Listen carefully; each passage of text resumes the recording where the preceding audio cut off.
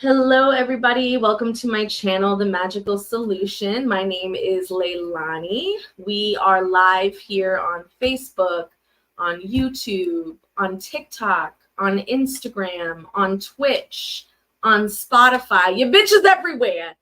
Your bitch is everywhere. All right? Put some respect on it. I'm everywhere. So we're here tonight live, continuing with our book club every Tuesday and Thursday, 7 p.m. Eastern Standard Time. And we are on book number 3 of the Codices by pen name Allan Kardec, The Gospel According to Spiritism. So a quick rundown. What the Gospel According to Spiritism is a book that quotes pieces of the Bible, and specifically pieces of what Jesus said and no one else, just Jesus and God, and then filters that information and explains that information through the lens of Spiritism. Why was this done? Because Allan Kardec at the time knew who his audience was, which was mostly Christian, Catholic, Protestant, upper middle class, high class, European, French scholars. This was his audience. And so he had to not only break down Spiritism and mediumship and communication with spirits in a scientific and philosophical way, but he also has to break it down utilizing the religion of the time and the practices of the time, right? So, as of right now, we are on chapter 27, and the title of the chapter is Ask and You Shall Receive. The subcategories of this chapter are the characteristics of prayer, the effectiveness of prayer, the action of prayer, transmission of thought, intelligible prayers, prayers for the dead and for suffering spirits, and then, of course, we come down to the Spirit's teachings. So before we get into the chapter, let me share my screen for those of you who are watching in on YouTube and Facebook. So let me do that really quick. It's in here somewhere. I just recently learned how to share screen. So here we go. Here we go. Boom, boom, boom. Beautiful. Can you guys see that in the comment section on Facebook and YouTube? Give me a thumbs up or say yes, you can see the screen. Okay, now for those of you who are on TikTok and Instagram, as much as I would love for you to stay on TikTok and Instagram, if you want to read along, please head over to my YouTube channel or my Facebook page at The Magical Solution, and you will be able to read with us. Okay? So here we go, you guys. So the characteristics of prayer, we're going to be quoting Matthew chapter 6, verse 5 through 8, Matthew chapter 11, verse 25 to 26, and Luke chapter 18, verse 9 to 14. Okay?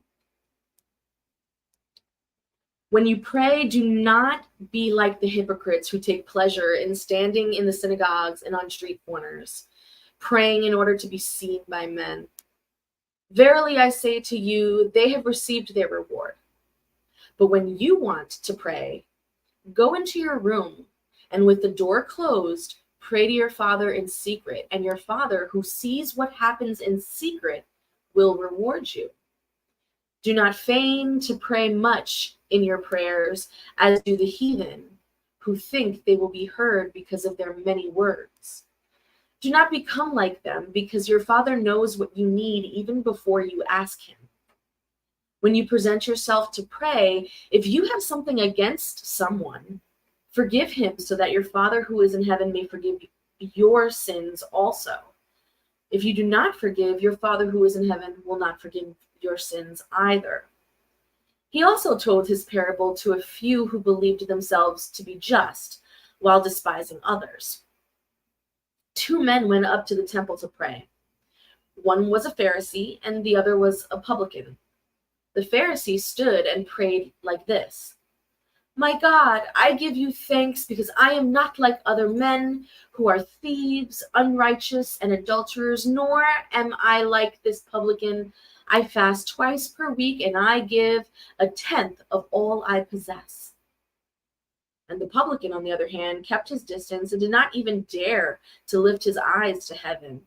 But he beat his breast, saying, My God, have mercy on me, sinner that I am. And I tell you that this one returned to his house justified, whereas the other did not.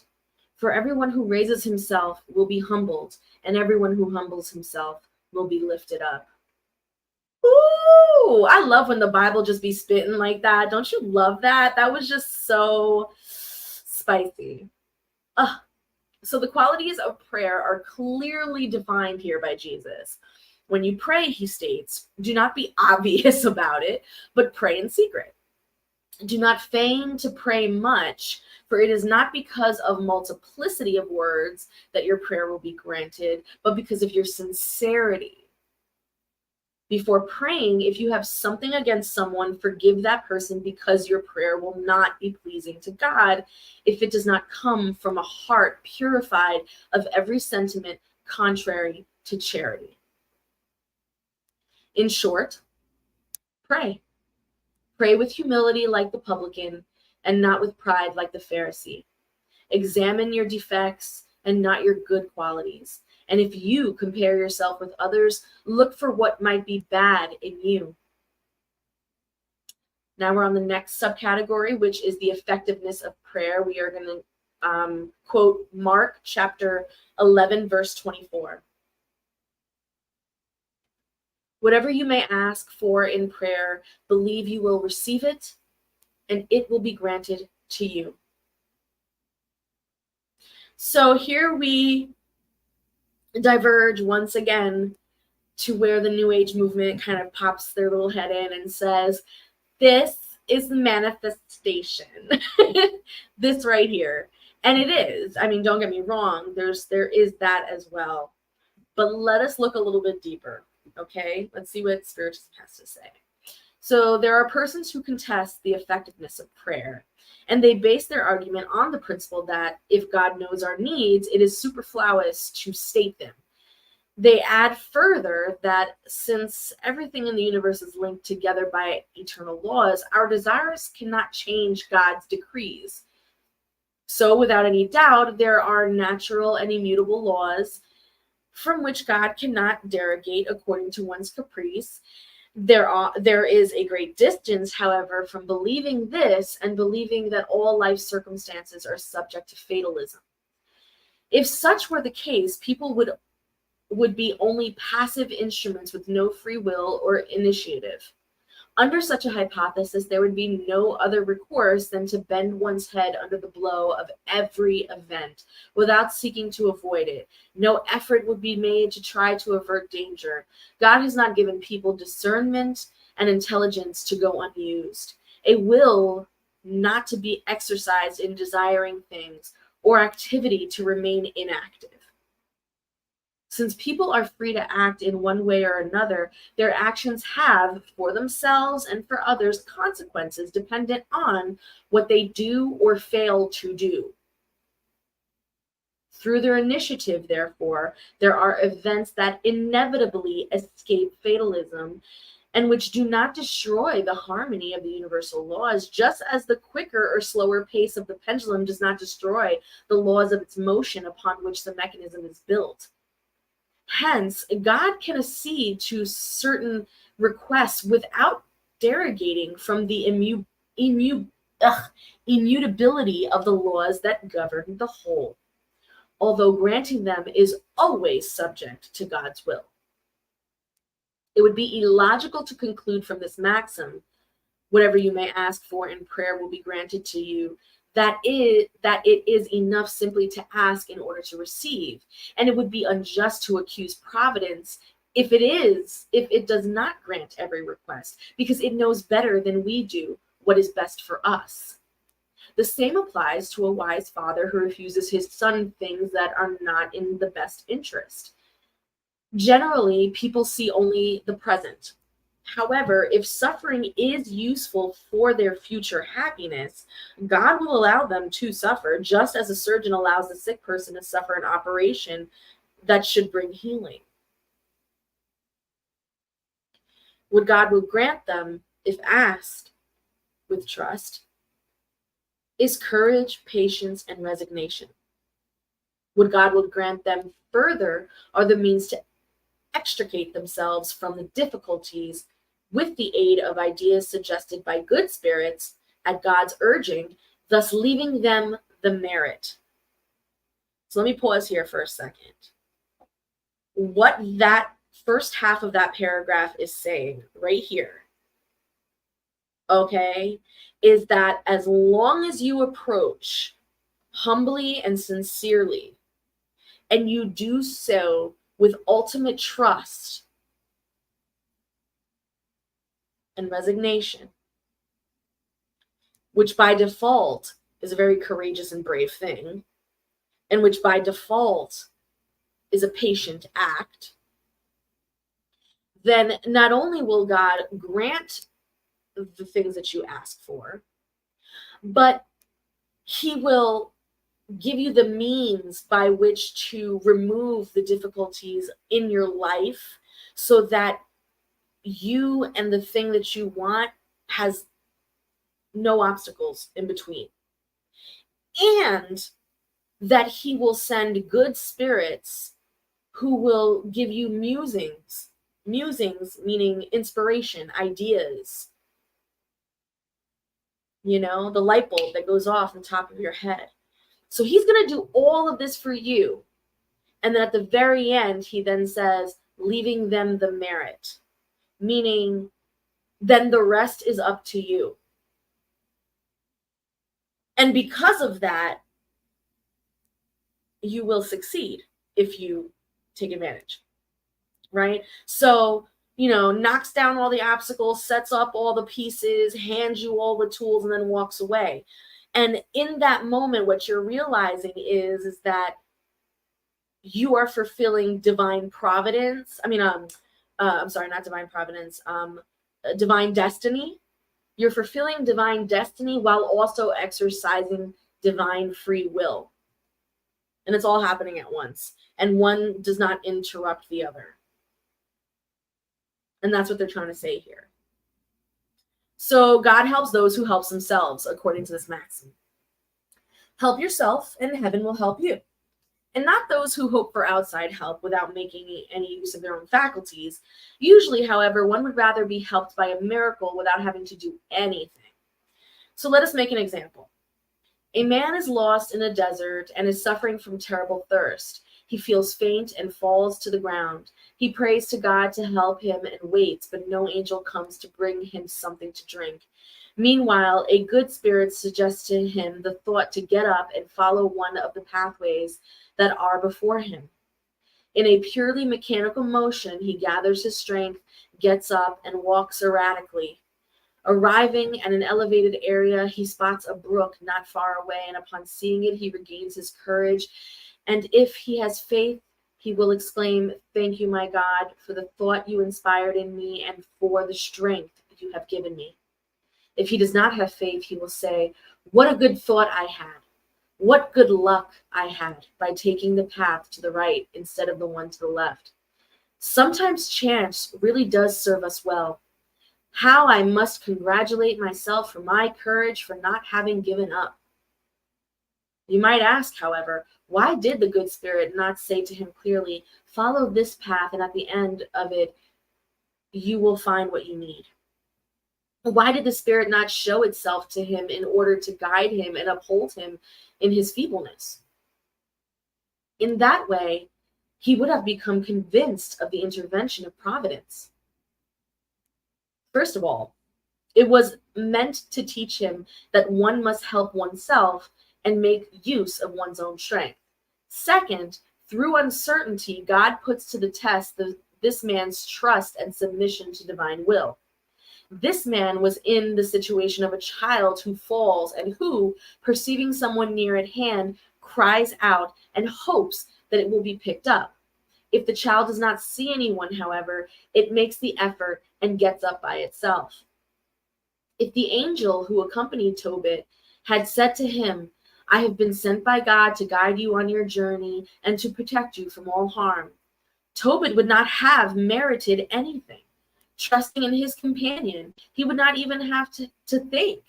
And that is why the angel made himself visible only on the return trip. So now we're on the next section, which is entitled The Action of Prayer, Transmission of Thought. So prayer is an invocation. By means of prayer, we communicate through thought with the being to whom the prayer is addressed. Its purpose may be a request, an acknowledgement, or a glorification. One may pray for oneself or for someone else, for the living or for the dead. Prayers addressed to God are heard by spirits in charge of carrying out God's will. Those who are addressed to good spirits are taken to God.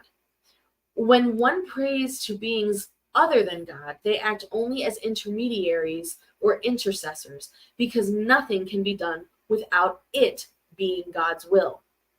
Spiritism enables us to understand the action of prayer by explaining the mode of transmission of thought.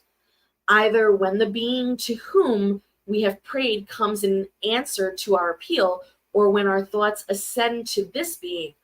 In order to understand what occurs in this circumstance, one must visualize all beings, both incarnate and discarnate, as immersed in the universal fluid that occupies space, just as we are immersed in the atmosphere of this world. You got that? That's the visualization. This fluid receives an impulse of the will. It is the vehicle of thought, just as the air is the vehicle of sound. But with the difference that the vibration in the air are circumscribed, whereas those of the universal fluid extend infinitely.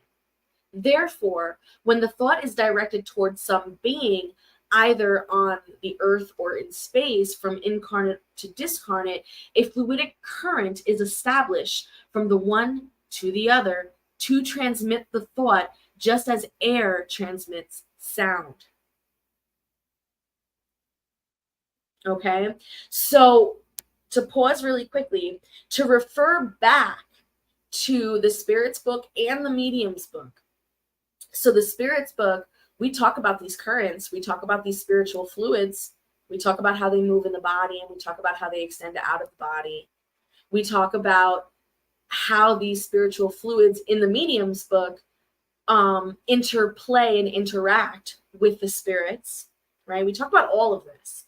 And so now again, we're seeing this again being repeated, that the minute you think about praying to a particular spirit, or the minute you think about reaching out to your spirit guide, or the minute even before the thought truly gets sent down to you as a thought, it has already made a current to that spirit. That's how quickly things happen in the spirit realm. Okay. Hello, Stephen, my love. Hello. I was just saying that anyone who's on TikTok and Instagram, as much as I want you to stay there because I want to keep the followers, you can actually see the text in YouTube and on Facebook. You can read along with me if you wanted to do that. So yeah, so immediately a current is created between you and that spirit, between that medium and that spirit. It happens that freaking quickly. And that is why, another reason why keeping our currents and keeping our spiritual fluids clean and free of congested spiritual debris and caca is so imperative to the connections that you have with your spirit and to the clarity of the messages coming back and forth, right? Okay. So the current's energy depends on the strength of the thought and the will. See? The energy is dependent on the thought and the will. So this is yet another reason that, why we, in our classes, in our spiritual development classes, we very much harp on spiritual hygiene, right? We talk a lot about cleansing, we talk a lot about grounding, we talk a lot about, right? These are all things that we engage in order to keep our mind clean, keep our emotions clean, keep our body clean. And I don't mean clean as in that weird Christian Puritan clean. I mean clean as in like both physically clean and like clean of your mental and emotional debris. So going to therapy, having that friend that you can talk to, doing all these things so that the electromagnetic currents that are flowing through your body and that are responsible for the connections of these spirits are moving at a speed that is just like unimaginable. Because I mean, think about it. It's kind of like your neural nets in your brain, right? Think of your brain as like this squishy, gelatinous, spiritual mumble jumble. It's just muscle. It's just this spiritual stuff, right? And then the the neurons that fire and communicate at each other are doing so at rapid speed. You go to pick up a cup, you're not thinking, oh, I'm going to go pick up a cup. You're just doing the thing because the thing has already been done in your head. Which is why, and I go on these rants all the time and I talk about like, time and our perception of time and how technically it doesn't exist because you've already committed the action in your mind, which is the past. You're currently doing the action now, and your mind is foreseeing it in the future, and it's all happening in the same moment, which is kind of wild, right? So these are all fun little things to think about. And when you read these codices and when you read all of the different contributions of the different spiritualists and spiritists and espiritistas of the ages, it is so easy to just go off and go down the rabbit hole because there's such beautiful, poetic, inspiring words that allow the mind and the spirit and the emotions to really have a field day and take spiritism to the next level. And that's really what it's all about, right? Evolution, growth, progress, right? So let's keep it going. This is how prayer is heard by spirits wherever they may be.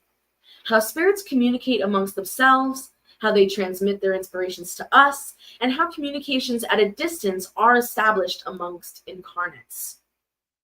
This explanation is especially for those who do not understand the worth of purely mystical prayer. Its purpose is not materialize prayer, but to render its effective intelligible by showing that it can have a direct and effective action. Prayer is, nonetheless, still subordinate to the will of God, the supreme judge in all matters, and the only one who can render its action effective. Through prayer, humans call to themselves the concourse of good spirits, who come to uphold them in their good resolutions and inspire them with good thoughts. They thus acquire the moral strength needed to overcome difficulties and return to the upright path when they have wandered from it.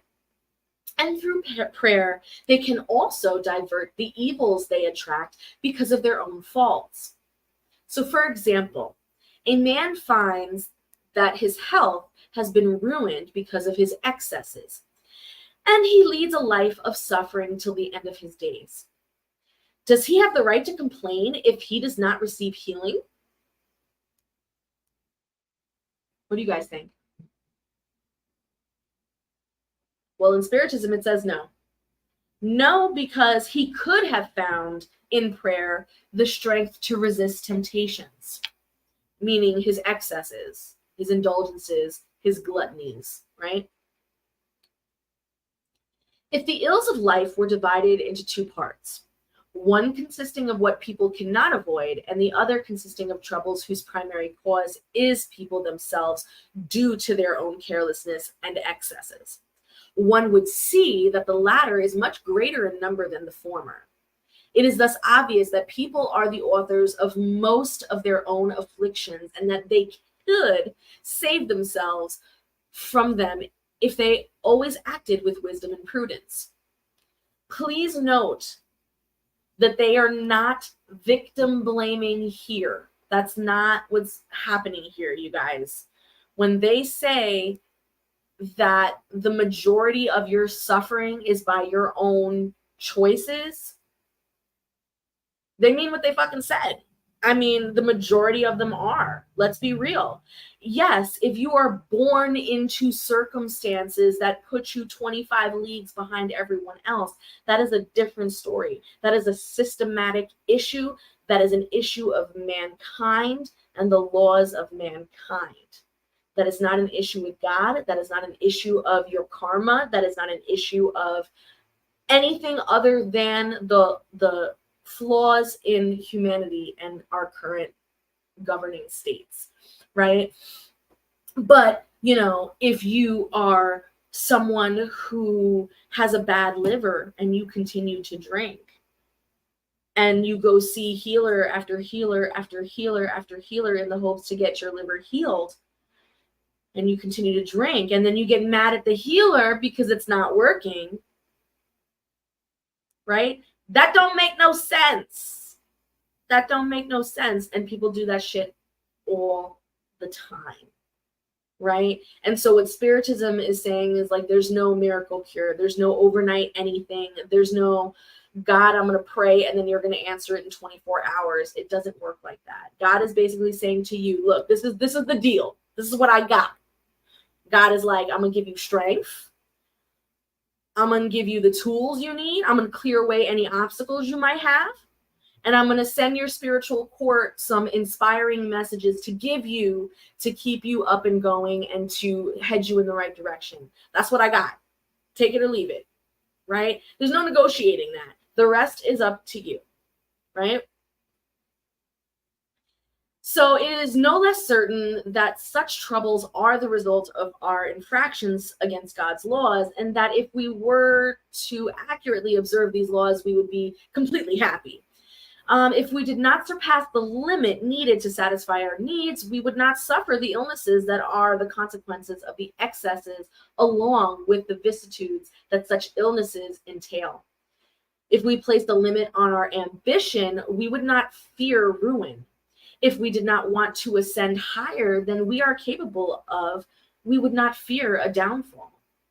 If we were humble, we would not suffer the disappointments of humiliated pride.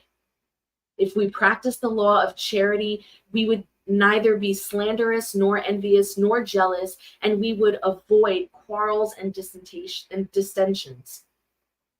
If we do no harm to anyone, we would not fear revenge. So let us admit to the fact that people can do nothing about other ills and that all prayers are ineffective to become free of them. Would it not, however, be enough if they could be free of all the ones that stem from their own conduct? Thus, in such a case, the action of prayer is easy to conceive because its effect is to evoke the healthy inspiration of good spirits, to ask them for the strength to resist bad thoughts whose fulfillment could be disastrous for us. So in this case, it is not the harm that good spirits divert from us, but instead they divert us from the thought that could cause the harm. They do not in any way contravene the decrees of God, nor do they suspend the course of the laws of nature. Rather, it is we ourselves whom they keep from infringing these laws by guiding our free will. So this is a really important thing to understand, because a lot of teachers actually use this particular tactic, if you will. Teachers and people who work with individuals with disabilities, right? So in the cases of working with children or young people with developmental disabilities, and they're at that age where they want to feel autonomous, they want to feel like they're big boys and big girls. They want to make their own decisions. They don't want to be told what to do, right? And will actively do the opposite of what you say because they want to do it themselves, right? So there's a tactic that a lot of teachers and parents use, which is the tactic of giving them choice without really giving them choice, kind of like our government, right? So instead of giving our children or giving these individuals with disabilities multiple choices, which would be given to an adult and a socially functioning adult as well, we could be given lots of choices and not feel overwhelmed and be able to make a logical and reasonable choice. But to children and to people with disabilities, having lots of choices can be very overwhelming and can cause the child to shut down, and therefore it may result in the reluctance to be autonomous, which is why a lot of children end up falling into the whole trap of, like, you know, talking like a baby and baby language for a very long period of time, because something happened during that moment when they tried to be autonomous and it failed, or they got disappointed, or they got scared. So instead, this tactic gives them that sort of liberty to feel like they've made a choice, even though the choice of 100 things was narrowed down to only 2.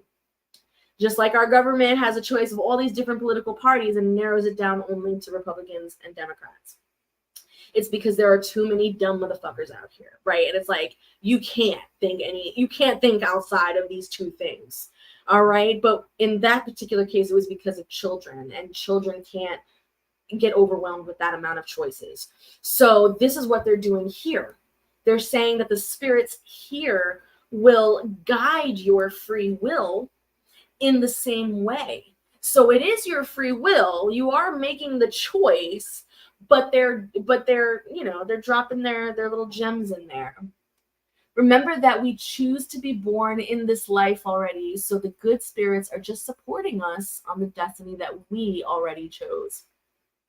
Right, that is a very common belief within the spiritist and spiritismo communities, you know, and it's a very common belief that we choose our lifestyle. So the argument, and I get this a lot, so the reason why I kind of paused, because I was just processing something really quick, but we get a lot of pushback with that. And we talked about this in the Medium's book. When we were reading the Medium's book, Allan Kardec, one of the spirits, explains to Allan that when we choose to come back, you know, and people say to us, you know, well, what about that starving child in Africa? Or what about that, you know, that woman who was in an abusive relationship? Or what about da da da da? And they talk about situations that are of extreme peril and destruction. You know, people born into a war zone, you know, people born with only one limb or whatever, right? And, you know, the argument is, well, you're saying that they chose that? Are you saying that they chose to suffer that way? And these arguments are valid, and they are very, very difficult to reconcile, especially in conversation. And the way that it's spoken about in the Medium's book and in the Spirit's book is, yes. I mean, in a nutshell, you know, to kind of narrow it down, the Spirit's book and the Medium's book basically say, yes, it's a choice. But they're reconciling it with this idea that when you cross over and when you are in the space of your spiritual family, spiritual team, and you all are together, there is a shedding of these sort of earthly conceptions of what suffering is and what this is and what that is. And it's not that we don't feel those things. It's not that we don't understand those things anymore. It's not that spirits forget about life. It's not about that at all. It's more about sort of giving them the detachment that's the right word, the detachment that all of us here on earth are trying to attain through things like meditation and Buddhist practices and whatnot. When you pass and you're in this particular situation, it's almost as if you enter into that detachment space that allows you to review your life objectively and to then be able, with your spirit team, with the help of the higher spirits, to then logically and reasonably choose a life that will best suit your spiritual progress. Let me say that again. To choose a life that will suit your spiritual progress at that time. And according to Spiritism, maybe being born in a war zone situation is that scenario that requires that particular spirit to evolve quickly, right? And that's another thing too. Every spirit, and I'll say this over and over and over again, every spirit is on the path of progression, but not every spirit is in the same lane of spiritual progression. We're all at different paces. It's not about one being better than the other. It's not about that at all. It's simply about where you are progressively, spiritually. And it's okay to be wherever the fuck you are. Just acknowledge that, start from there, and then do the best you fucking can. That's it. That's all anyone is asking of you. That's all God is asking of you. That's all the spirits are asking of you. That's all your community is asking from you. Start where you are and do your fucking best. And while you're at it, don't hurt anybody. I don't know. Seems pretty easy to me, right? Anyway, we got off on an entire tangent. But these, God gives you the tools, the spirits guide your free will, but ultimately it is your choice. Boom. So, however, they do so without our knowing about it so as not to infringe on our will. People are, therefore, in the situation of those who ask for good advice and put it into practice. That is, they are always free to follow it or not. God wills it to be this way so that they will take responsibility for their actions and in order to leave them the merit of choosing between good and evil. This is what people can always be certain of obtaining if they ask for it with fervor. And it is to what these words are especially applicable: ask and you shall receive. So would not the effectiveness of prayer, even if reduced to this proportion, have an immense result? It was reserved for Spiritism to prove us its action by revealing the relations between the corporal and the spirit worlds. But its effects are not limited to just this. Prayer is recommended by all the Spiritists. To renounce prayer is to ignore God's goodness. It is to refuse for oneself the assistance of God, and for others the good that we can do for them. By granting a request, God frequently aims to reward the intent, devotion, and faith of the ones who pray.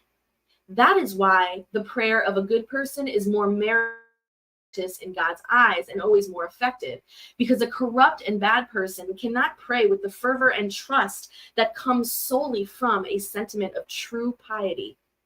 From the heart of a selfish person who prays only with the lips, only words will come out, and not the impulses of charity that give prayer all of its power. One understands this so clearly that by an instinctive reaction, we prefer to commend ourselves to the prayers of those in whom we perceive a conduct that must be pleasing to God, sensing they are more readily heard. So if prayer exerts a sort of magnetic action, listen to that word, magnetic action.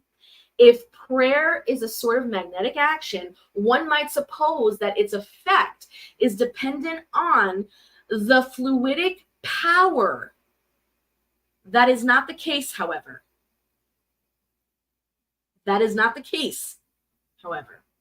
So since spirits exert this action on humans, spirits make up for the insufficiency of those who pray when necessary, whether by acting directly in their name or by momentarily giving them exceptional strength when they are deemed worthy of such favor, or if it may be useful.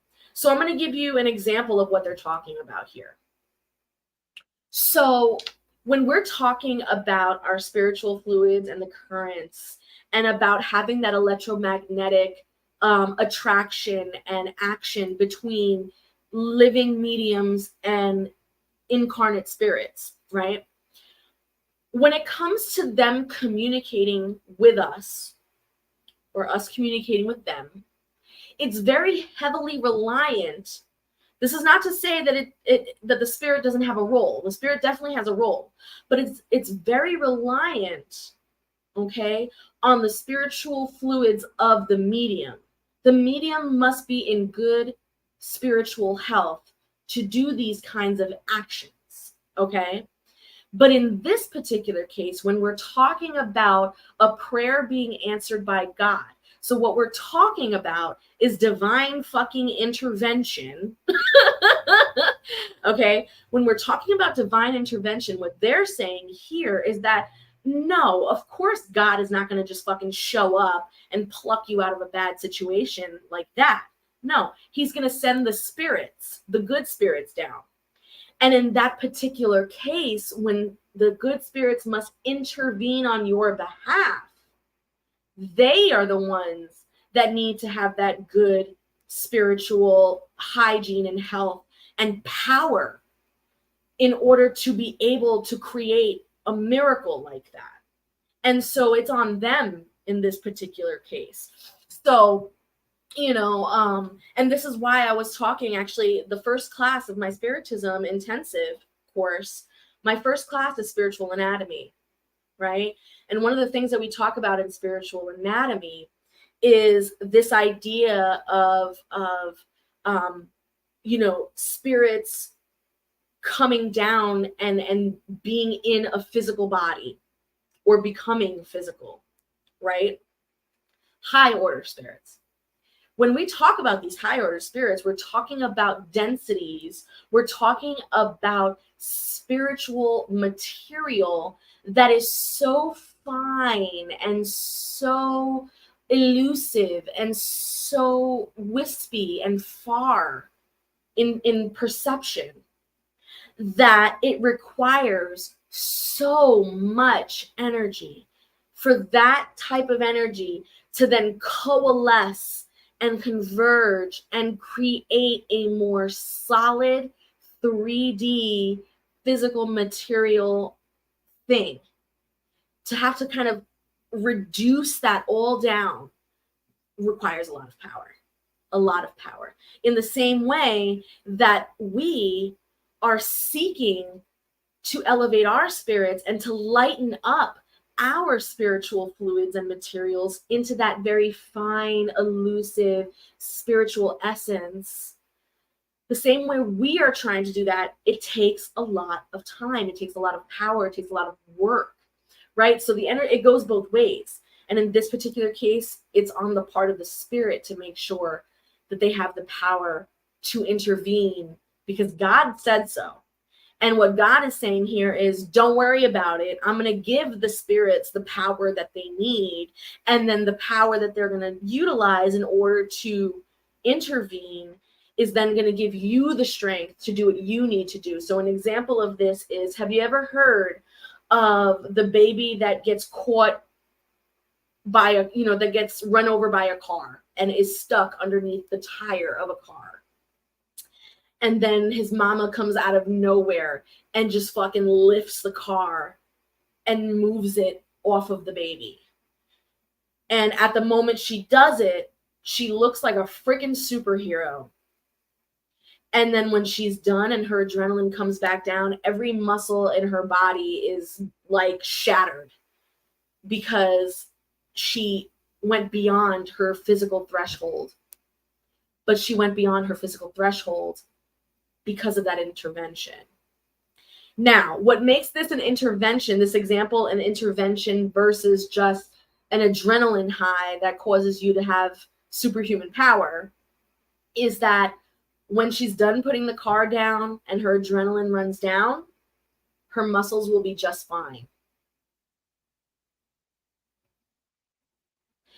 If there is no scratch on that woman, if every part of her body is fine and every part of that baby is fine, and she made it out of that situation and the baby made it out of that situation perfectly fine, that was an intervention.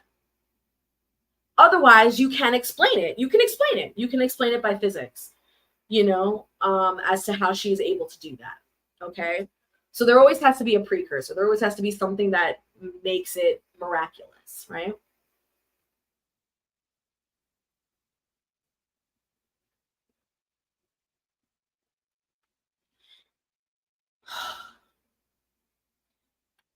People who do not think they are good enough to exert a healthful influence should not abstain from praying for others by thinking they are not worthy of being heard.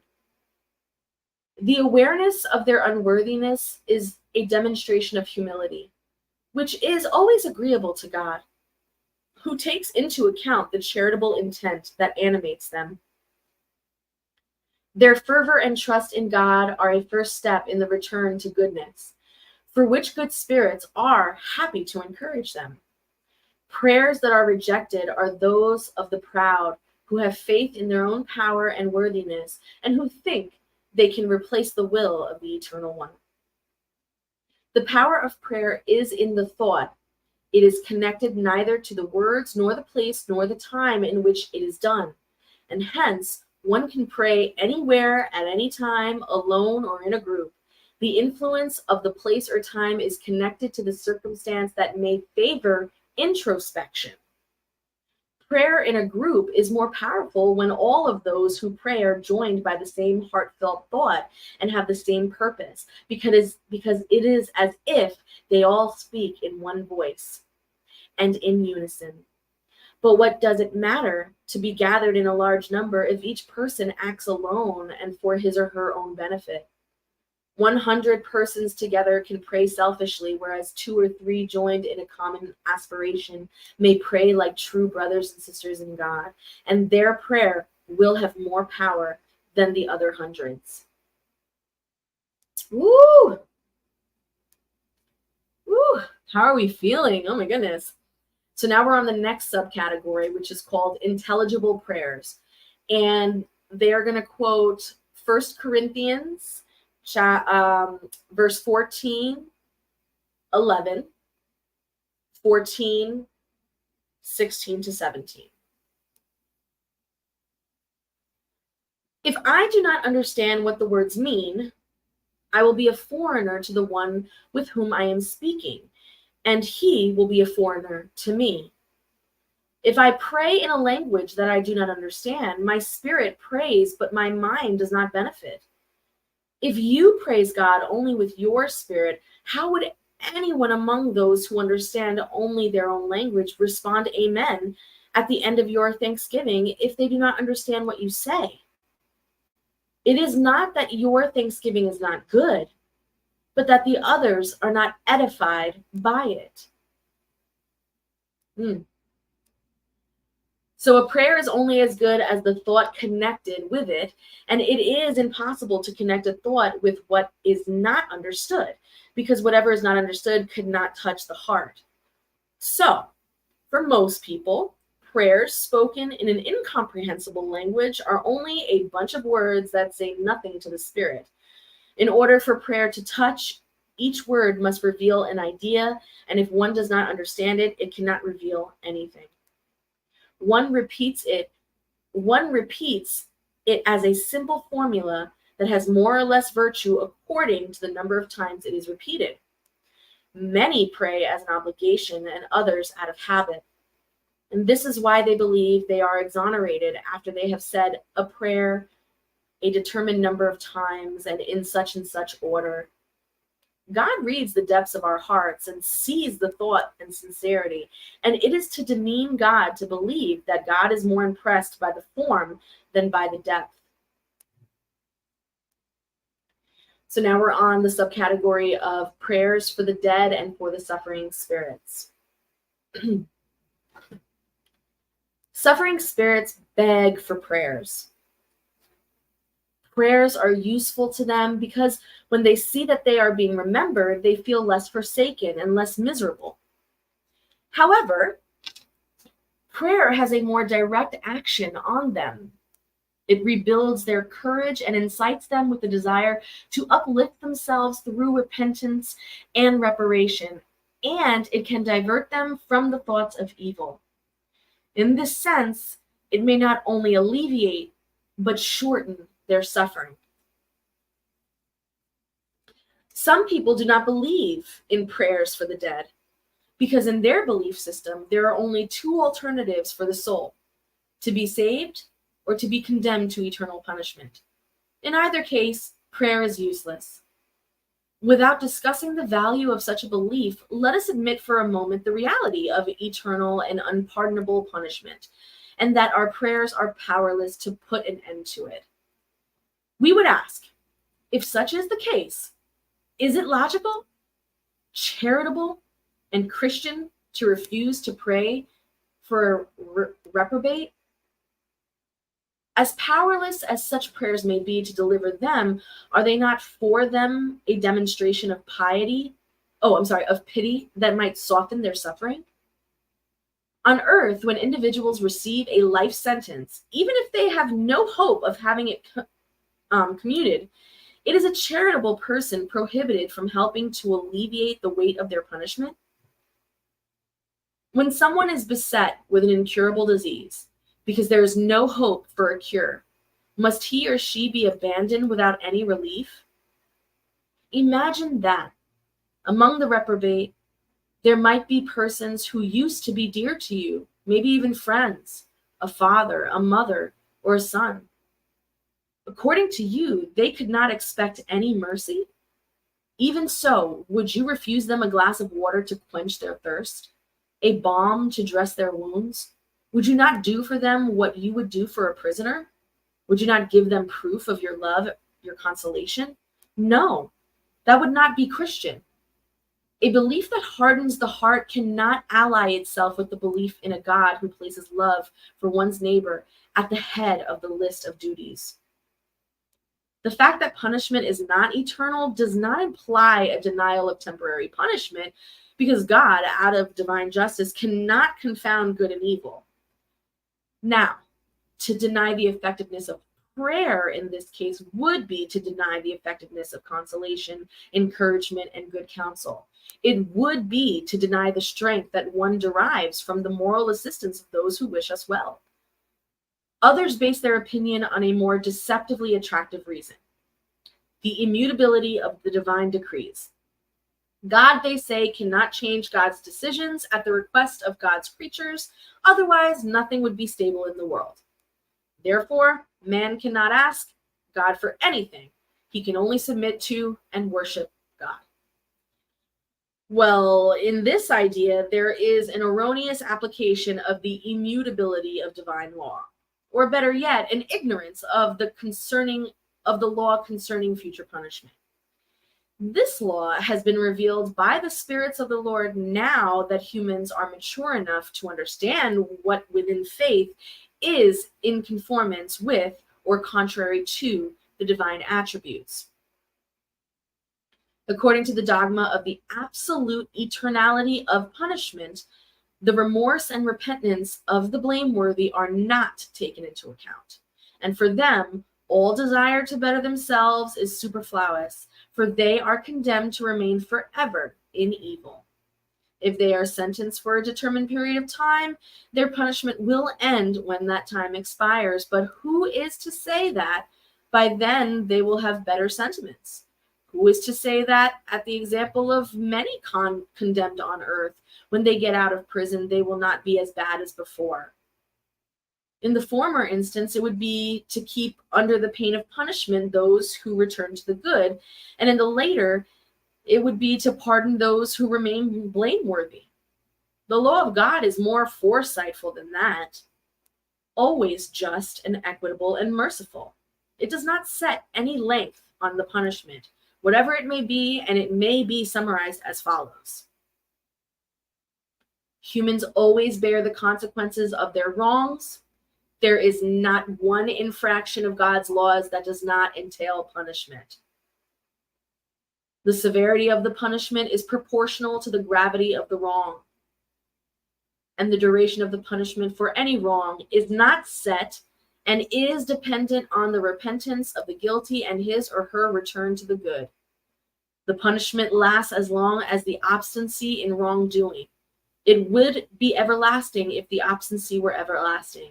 It will be of short duration if repentance is not long in coming. The moment the guilty beg for mercy, God hears them and sends them hope. However, simple regret for the wrong committed is not enough. Reparation is required, and that is why the guilty are submitted to new trials in which they can, always, by the use of their will, do good in order to repair the harm they have done. And consequently, people are always the arbiters of their own fate. They can shorten their punishment or prolong it indefinitely. Their happiness or unhappiness depends on their willingness to do the good. Such is the law, an immutable law in conformance with the goodness and justice of God. Do I need to explain that? I would hope not. I would hope I don't need to explain that. But if I do, let me know. Okay? The guilty and the unhappy spirit can thus always save itself.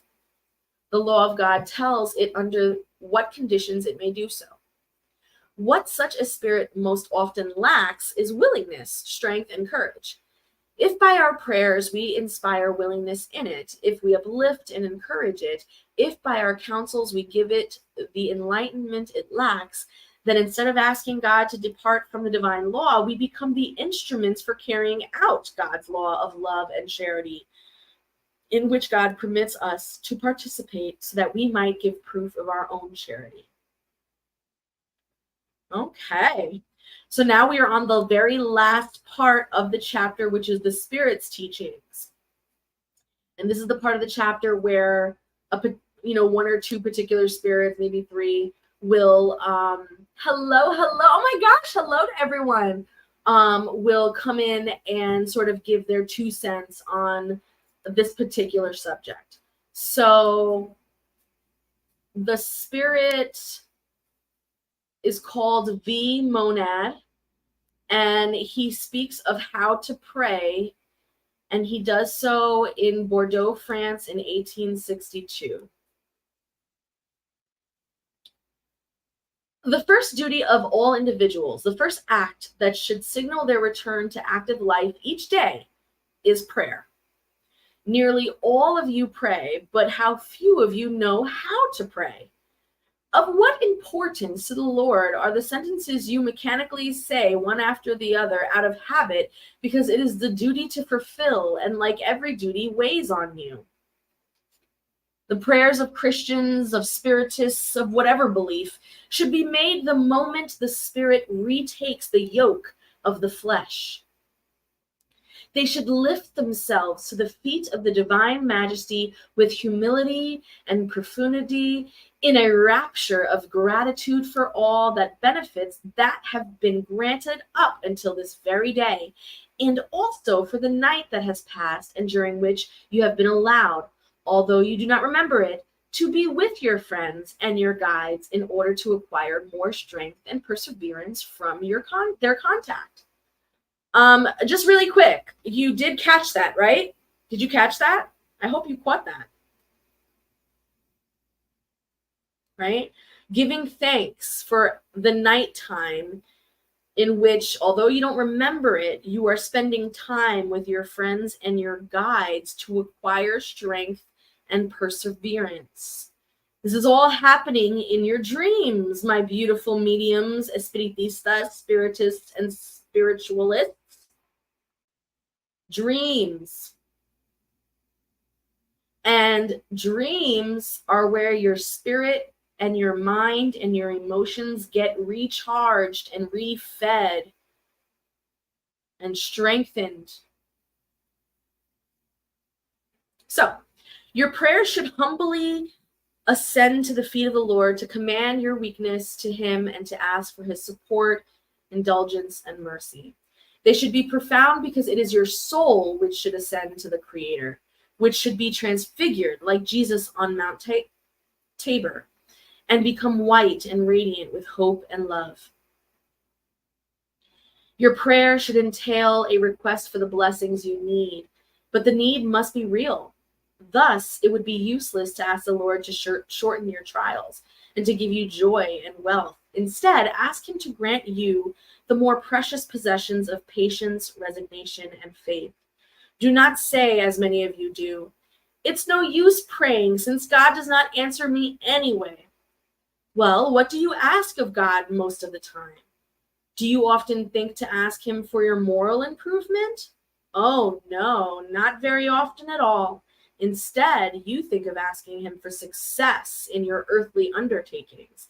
And then you exclaim, "God is not concerned about us. If he were, there would not be so much injustice." How foolish, how ungrateful. If you were to delve into the depths of your conscience, you would nearly always find within you the starting point for all the ills that you complain about. So before anything else, ask for your betterment, and you will see what a torrent of blessings and consolations pour over you.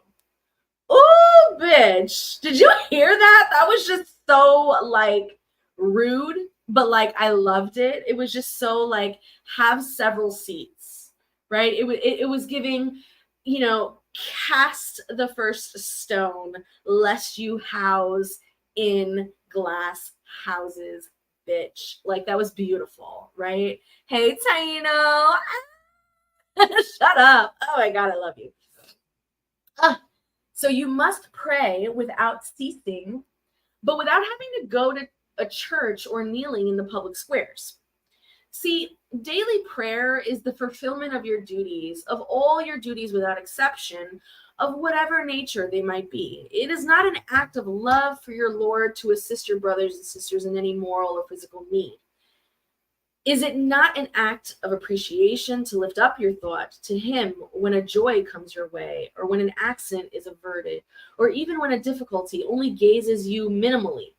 By saying in your mind, "Blessed are you, my Father," is it not an act of contrition to humble yourselves before the supreme judge when you feel that you have failed, even if only by means of a fleeting thought, by saying to him, "Forgive me, my God, for I have sinned. Give me the strength not to fail again and the courage to make reparation." This is, besides the usual prayers of the morning and evening and the holy days, but as you can see, a prayer can be offered at any instant without causing any interruption in your labors.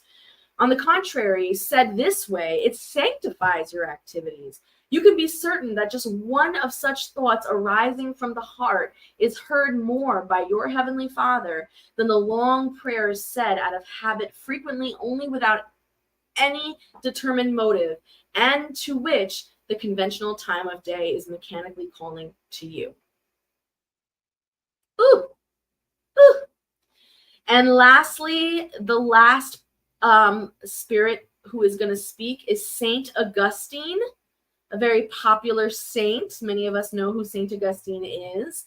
He is going to be speaking about the joy of prayer, and he is said to have spoken these words in Paris in 1861.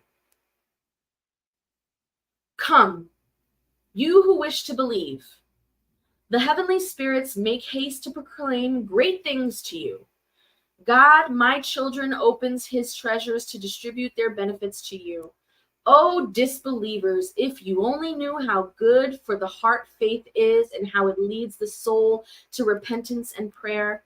Prayer, how touching are the words that leave the lips at the time one prays. Prayer is a divine mist that destroys the highest heat of the passions, the firstborn daughter of faith. It leads us to the pathway that takes us to God.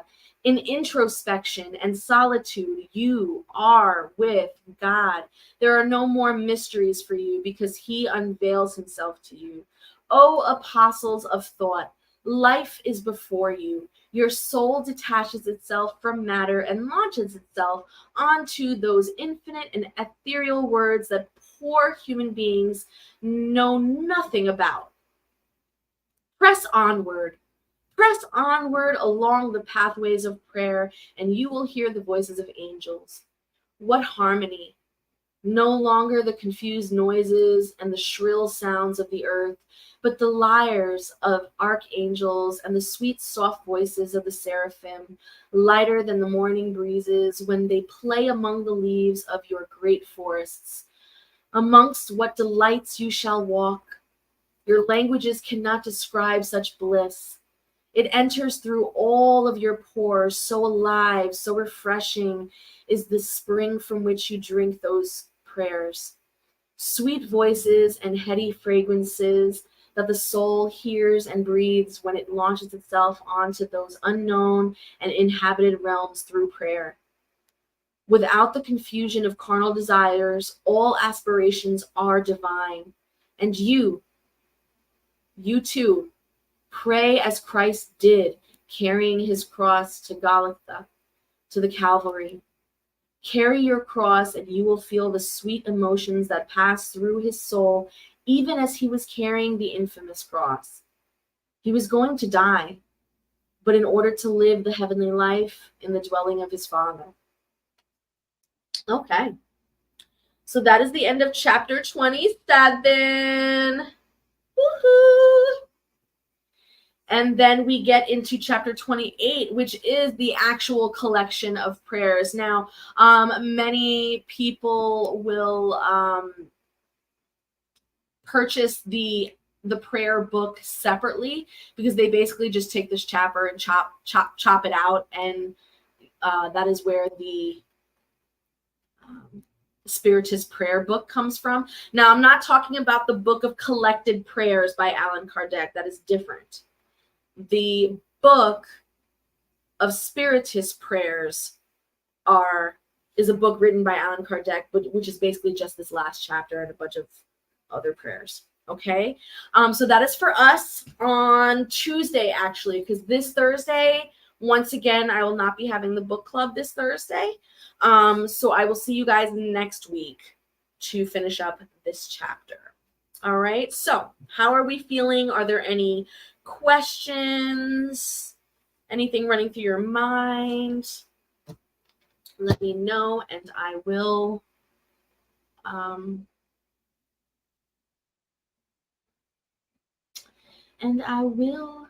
answer them.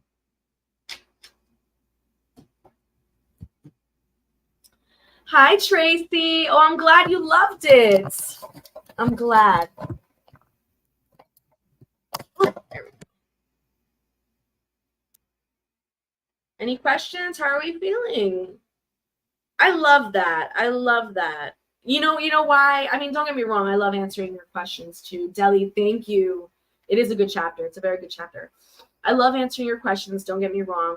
But whenever people don't have questions, like, I give myself a pat on the back because I'm like, yeah, that means, that you get it. It's sinking in. Thank you. The ring, the bracelet. My necklace is in the room. I don't wear my necklace out often because it's a really big piece, and I'm absolutely terrified of losing it. Terrified. Oh man. Yes. Well, okay then. Thank you, Zelma. Well, all right then. So Tuesday, we are here Tuesday. Let's see what's going on this week for you guys. So tomorrow is the makeup class for the very first class of the Spiritual Development Intensive Series.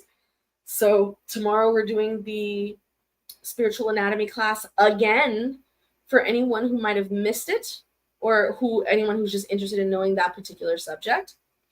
Let's see. Thursday is my day off. I have band practice because I'm preparing for a gig this weekend. Which, by the way, I don't know if you guys know this, but I'm a singer. I sing in a band. And if you're ever interested in just hearing us or whatever, just head over to my Facebook. I have a Facebook page for that and a YouTube page for that. But I mean, it's not that serious. It really isn't.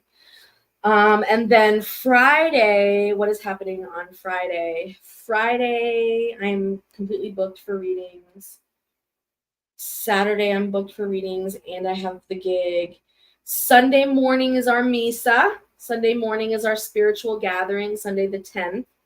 So if you are interested in joining my Misas, which are on Zoom, and you just head over to my Facebook and Discord servers, and I will give you guys the links to that.